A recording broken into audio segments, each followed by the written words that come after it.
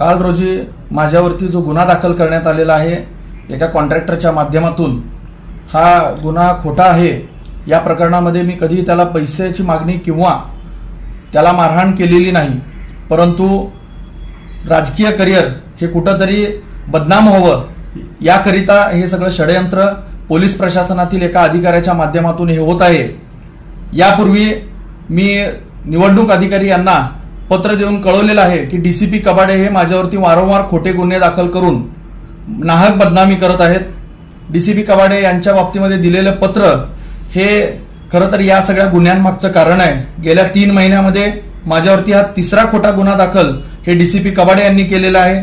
त्यापैकी पहिल्या गुन्ह्यामध्ये माझा कसलाही संबंध नसल्याचं आढळून येतं। दुसऱ्या गुन्ह्यामध्ये मला फायनल करण्यात आलेला आहे, मी ती मारामारी भांडणं केलेली नव्हती। आणि आता हा परत 3रा गुन्हा ज्यामध्ये माझी बाजू ऐकून न घेता, माझ्या बाजूचे सगळे पुरावे न तपासता राजकीय षडयंत्र करून यामध्ये पोलिसांचा वापर करून राजकारण करण्याचा प्रयत्न या ठिकाणी होत आहे।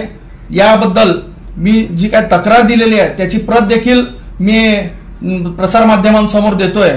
खरं तर या कॉन्ट्रॅक्टरचा आणि माझा कसलाही संबंध या अगोदर आलेला नाहीये, परंतु काल दुपारी 11 वाजता घडलेली घटना ते सांगतात आणि रात्री 11 वाजता गुन्हा दाखल करतात। या व्यतिरिक्त या अगोदरच्या 2 गुन्हे हे रात्री 1 वाजता आणि रात्री 2 वाजता गुन्हे दाखल करतात, जेणेकरून मला माझी बाजू मांडण्यास कुठेही मदत होऊ नये याकरिता हे षडयंत्र आहे।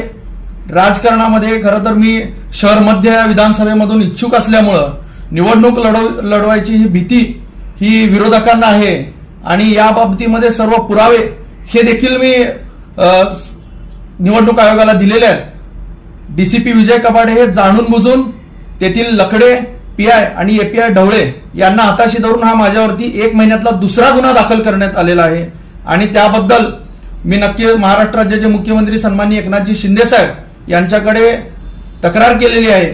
संबंधित अधिकाऱ्याचे निलंबन होऊन या बाबतीमधले तपास करण्यात यावं। खरं तर मला मानसिक त्रास देण्याचा हा उद्दिष्ट आहे।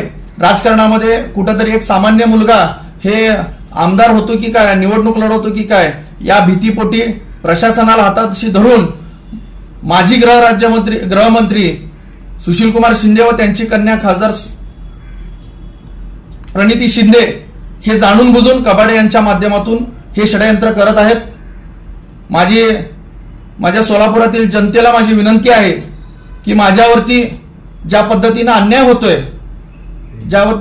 होतोय त्या पद्धतीनं जे काय माझ्यावरती हे खोटे आरोप केले जात आहेत, खोटे गुन्हे दाखल करण्यात येतात, याबद्दल नक्कीच मी न्याय मागणार आहे। माझा न्याय व्यवस्थेवरती पूर्णतः विश्वास आहे, त्यामुळं मला न्याय मिळेल।